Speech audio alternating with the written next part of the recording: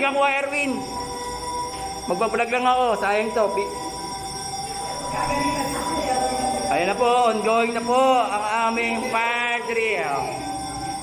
Sa mga gusto sumali, pwede.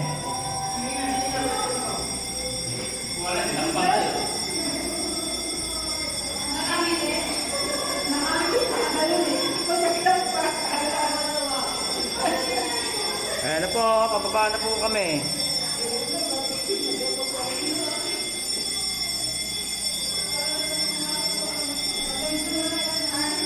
Ayan, the overload.